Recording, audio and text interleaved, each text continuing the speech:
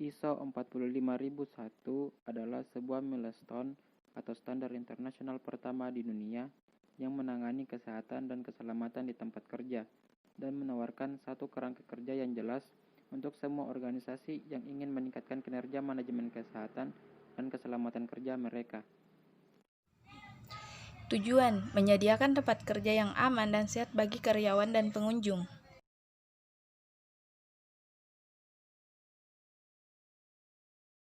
Adapun ciri utama ISO 45001 yaitu 1. ISO 45001 berbasis proses.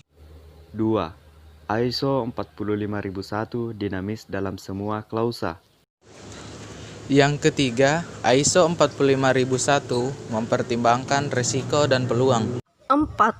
ISO 45001 memasukkan pandangan pihak yang berkepentingan. Perlu diketahui bahwa ISO 45001 didasarkan cukup dekat pada ISO 14001, yaitu banyak organisasi menggabungkan fungsi kesehatan dan keselamatan kerja dan fungsi lingkungan mereka secara internal.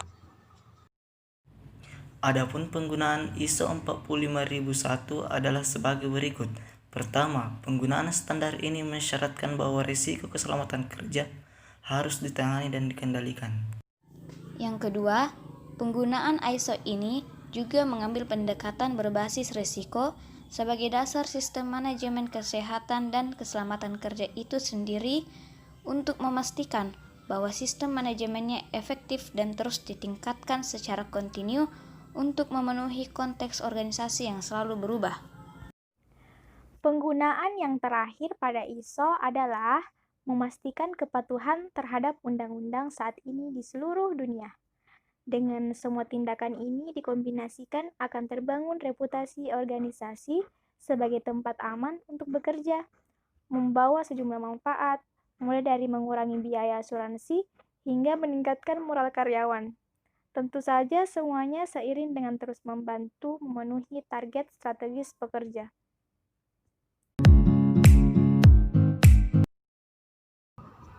Mengenal OHSAS 1801 versi 2007. Pengenalan. Standar OHSAS atau Occupational Health and Safety Assessment Series 1801 versi 2007 dirilis pada Juli tahun 2007 yang dirancang untuk diaplikasikan pada semua tipe industri sehingga bersifat common. Tujuan utama OHSAS 18001 yaitu membantu organisasi untuk memanage dan mengkontrol risiko kesehatan dan keselamatan kerjanya, serta memperbaiki performa sistem manajemen ketiga yang sudah diterapkan. Penerapan standar OHSAS atau Occupational Health and Safety Assessment Series 1801 versi 2007. Penerapan ini bersifat volunter atau sukarela, tidak adanya sanksi baik perdata maupun pidana bagi perusahaan yang tidak menerapkan standar tersebut. OHSAS sendiri dalam kata pengantarnya sudah menegaskan bahwa complies with this occupational health and Safety Assessment Series OHSAS standard can confer immunity from legal obligation. Artinya, memenuhi standar OHSAS ini tidak dapat menghasilkan kekebalan hukum dari peraturan perundang-undangan lokal. Prinsip-prinsip dalam penerapan OHSAS 18001. Yang pertama, keterlibatan kepemimpinan atau leadership, yakni top manajemen dan seluruh anggota organisasi harus terlibat dalam penyusunan, pengembangan, dan penerapan OHSAS. 2. Manajemen resiko, yaitu organisasi harus melakukan identifikasi dan mengimplementasikan tindakan pengendalian untuk mencegah atau mengurangi resiko tersebut. 3. Komitmen untuk mematuhi peraturan perundang-undangan yang berlaku. Organisasi dituntut untuk mematuhi semua regulasi yang ditetapkan oleh pemerintah setempat sebagai bukti implementasi SMK 3. 4.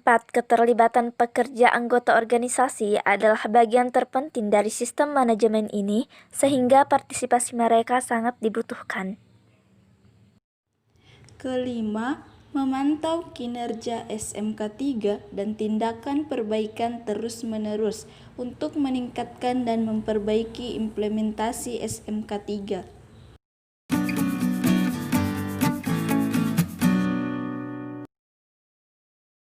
Pada bulan Juni 2020 kemarin, telah resmi diterbitkan sebuah permenaker baru yang resmi dinamakan sebagai Peraturan Menteri Tenaga Kerja Nomor 8 Tahun 2020 tentang keselamatan dan kesehatan kerja pesawat angkat dan pesawat angkut. Permenaker 8 tahun 2020 ini membahas tentang syarat-syarat keselamatan dan kesehatan kerja pesawat angkut, dan alat bantu angkat dan angkut. Pesawat angkat.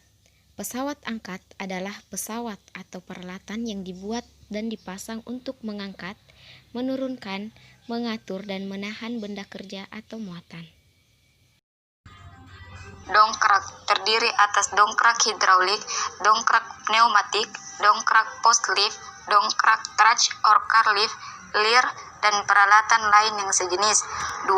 Kran angkat terdiri atas overhead crane, overhead traveling crane, hoist crane, chain block, monorail crane, wall crane or jeep crane, stacker crane, gantry crane, semi-gantry crane, launcher gantry crane, roller gantry crane, dan sebagainya. Selanjutnya yang ketiga, alat angkat pengatur posisi benda kerja, terdiri atas rotator, robotik, tackle, dan peralatan lain yang sejenis. Dan yang keempat, personal platform, terdiri atas passenger hoist, gondola, dan peralatan lain yang sejenis. Selanjutnya bagian B, pesawat angkut. Adapun definisinya, pesawat angkut adalah pesawat atau peralatan yang dibuat dan dikonstruksi untuk memindahkan benda atau muatan atau orang secara horizontal, vertikal, diagonal dengan menggunakan kemudi baik di dalam atau di luar pesawatnya, ataupun tidak menggunakan kemudi dan bergerak di atas landasan, permukaan, maupun rel atau secara terus-menerus dengan menggunakan bantuan ban atau rantai atau roll. Alat yang termasuk pesawat angkut adalah A. Alat berat terdiri atas forklift, lift truck, reach stacker, telehandler, hand lift atau hand pallet, ekskavator, ekskavator grab, backhoe, loader, dozer, traktor, grader, concrete paver, aspal paver, aspal sprayer, aspal inisher, kompaktor roller atau vibrator roller, dan peralatan lain yang sejenis. 2. Kereta terdiri atas kereta gantung, komedi putar, roller coaster, kereta ayun, lokomotif beserta rangkaiannya, dan peralatan lain yang sejenis. 3. Personal basket terdiri atas main lift atau boom lift, skisser lift, hydraulic stairs, dan peralatan lain yang sejenis. Yang ketiga, truk terdiri atas traktor, truk pengangkut bahan berbahaya, dump truck, cargo truck lift, trailer, side loader truck, modul transporter, axle transport, cart towing, dan peralatan lain yang sejenis. Yang keempat, robotik dan konveyor terdiri atas automated guided vehicle, sabuk berjalan, ban berjalan, rantai berjalan, dan peralatan lain yang sejenis. Personel K3 alat angkat angkut. Personel K3 disebutkan dalam Permenaker 8 tahun 2020 ini. Adapun personel tersebut meliputi 1. Teknisi, 2. Operator, 3. Juru ikat atau ranger, dan yang keempat ahli K3 bidang pesawat angkat dan pesawat angkut. Adapun tugas dari masing-masing personal K3 tersebut meliputi 1. Pemasangan dan atau persakitan, pemeliharaan dan perawatan, perbaikan dan perubahan atau modifikasi pesawat angkat dan pesawat angkut harus dilakukan oleh teknisi bidang pesawat angkat dan pesawat angkut. Yang kedua, pengoperasian pesawat angkat dan pesawat angkut harus dilakukan oleh operator dengan kualifikasi sesuai jenis dan kapasitas pesawat angkat dan pesawat angkut. 3. pengoperasian pesawat angkat dan pesawat angkut yang karena kekhususannya harus dibantu oleh juru ikat atau rigger. Keempat, pemeriksaan dan pengujian pesawat angkat dan pesawat angkut dilakukan oleh ahli K3 bidang pesawat angkat dan pesawat angkut dan pengawas ketenagakerjaan spesialis K3 pesawat angkat dan pesawat angkut.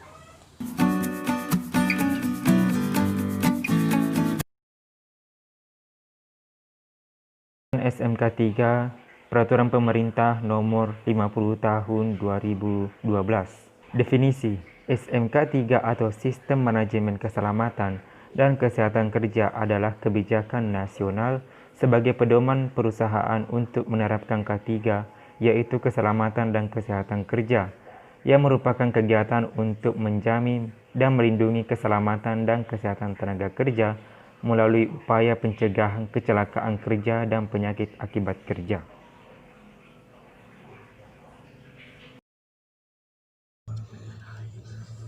Tujuannya yang pertama yaitu meningkatkan efektivitas perlindungan keselamatan dan kesehatan kerja yang terencana, terukur, terstruktur, dan terintegrasi.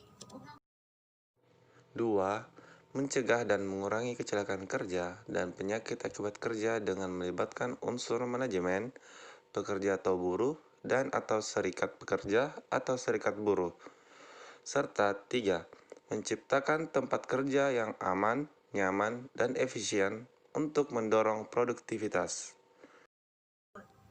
Peninjauan dan peningkatan kerja SMK 3 atau Sistem Manajemen Keselamatan dan Kesehatan Kerja menurut pasal 15 ialah dilakukan dengan cara pengusaha wajib melakukan peninjauan terhadap kebijakan, perencanaan, pelaksanaan, pemantauan, dan evaluasi yang hasilnya akan digunakan untuk melakukan perbaikan dan peningkatan kerja. Adapun perbaikan dan peningkatan kinerja sebagaimana dimaksud pada ayat 3 dapat dilaksanakan dalam hal sebagai berikut. A. Terjadi perubahan peraturan perundang-undangan. B. Adanya tuntutan dari pihak yang terkait dan pasar. C. Adanya perubahan produk dan kegiatan perusahaan. D. Terjadi perubahan struktur organisasi perusahaan. E. Adanya perkembangan ilmu pengetahuan dan teknologi, termasuk epidemiologi. F. Adanya hasil kajian kecelakaan di tempat kerja. G. Adanya pelaporan. Dan H. Adanya masukan dari pekerja atau buruh. Penilaian SMK 3. Penilaian SMK 3 dilakukan melalui audit SMK 3, yaitu meliputi A. Pembagian dan terjaminnya pelaksanaan komitmen. B. Pembuatan dan perekomendasian rencana K3. C. Pengendalian perencanaan dan peninjauan kontrak. D. Pengendalian dokumen. E. Pembelian dan pengendalian produk. F. Keamanan bekerja berdasarkan SMK 3. G. Standar pemantauan. H. Pelaporan dan perbaikan kekurangan. I. Pengelolaan material dan perpindahannya. J. Pengumpulan dan penggunaan data. K. Pemeriksaan SMK 3 dan L. Pengembangan keterampilan dan kemampuan.